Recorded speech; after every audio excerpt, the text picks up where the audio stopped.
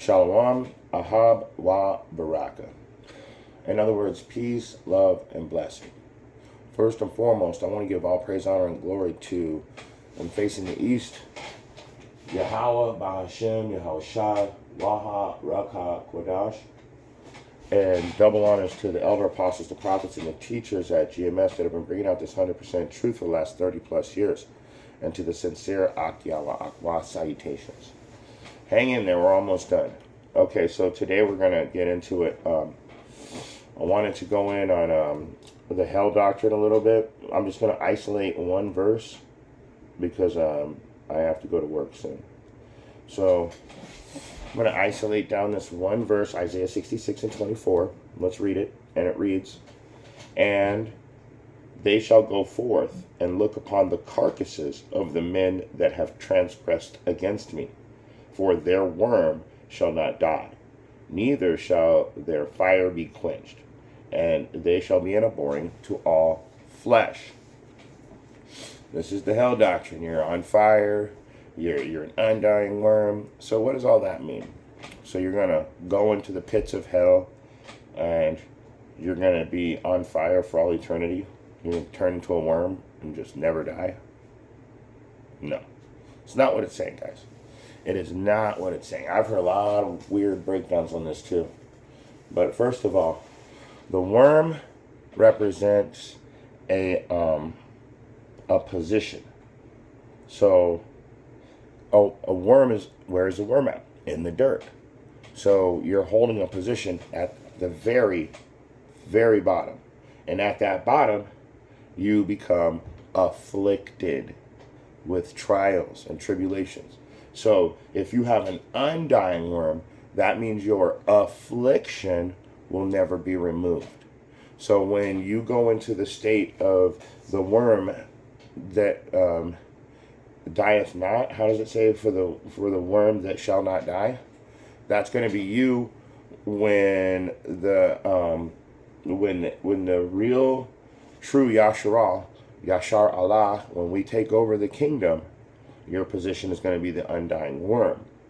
And it says that neither shall, and let's get a precept on it. I'll prove that undying worm is a low position right now. So just in case you guys think I'm just making this up, let's go to Isaiah chapter 41 and 13 is where we'll start. "For the Lord Yahweh will hold thy right hand, saying unto thee, Fear not, I will help thee. Fear not, thou worm Jacob." So he's saying, like, what does he need to be helped from? Well, he's at that lowest state. He's at the bottom. "And ye men of Israel, I will help thee, saith Yahweh, and thy Redeemer, the Holy One of Israel." So,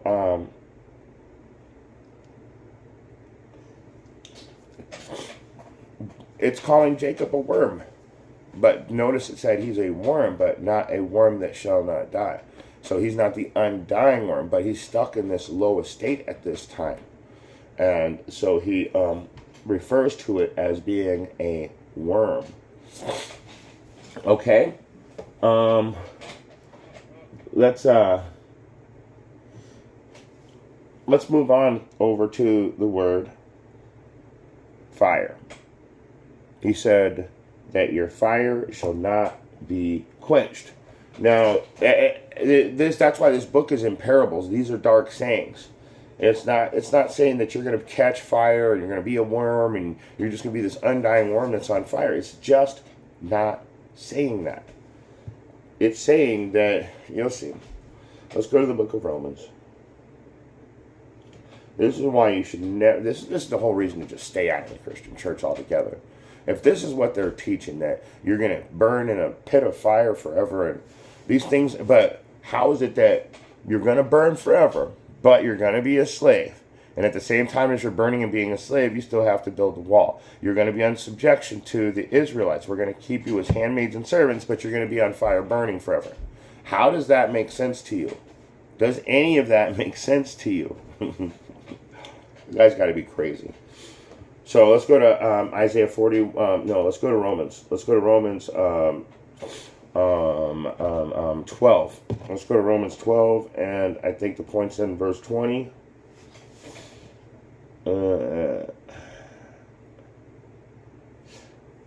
let's see, Romans 12 and 20. Therefore, if thine enemy hunger, feed him. If he thirst, give him drink. For in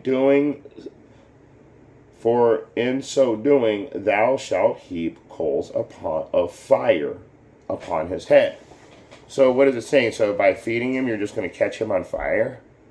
So that fire is not going to be quenched. What it's saying is that when we wake these people up to the truth, and when they find out what their reward is in the kingdom, it's going to be like an unquenched fire. It's always going to be burning them up inside, knowing that they are the ones that, it's like, you know you did these things. We know you did these things. There's nothing you can do to change it. So that unquenched fire is them knowing the truth and it burning them up inside and them having nothing that they can do about it. It's very simple. So the burning in the lake of fire and all that stuff, it's just, it's not what you guys think it is, because you've been taught by Christians to believe the face value of everything, not the deep sayings or the parables. So I'm gonna go ahead and stop there, and I'm gonna bring up that one last verse that I always love so much in Revelation. And you got to remember, the undying worm is to be afflicted, to be in all types of affliction. And for the affliction, when you become the undying worm, it's never going to stop. The fire that is not going to be quenched is you knowing the truth. That knowledge is going to be burning you up inside, because all of these thousands of years that you guys have persecuted us, you could have done something, and when you know that, and you know that that's the real truth, it's just gonna be kicking you in your ass for the rest of eternity. That you could have been a different person, but you weren't. So with that being said, if you got eyes to see and ears to hear, I just wanted to bring out that one last verse in Revelation 22 and 12. And it says, behold, I come quickly, my reward is with me, to give every man according to his work shall be. So some of you are going to be rewarded with persecution and affliction and an unquenchable fire, which is that knowledge and truth just flowing through you, and you never being able to, you can't change the past. So that knowledge and truth is just going to haunt you like a fire that never goes out. And you're the ones that did it to yourself anyway. Even the Most High said, you guys way overdid this. You were happy to take the Israelites out for all those years when you could. So with that being said, if you got eyes to see and ears to hear, I hope you got something out of this really short message. Shalom.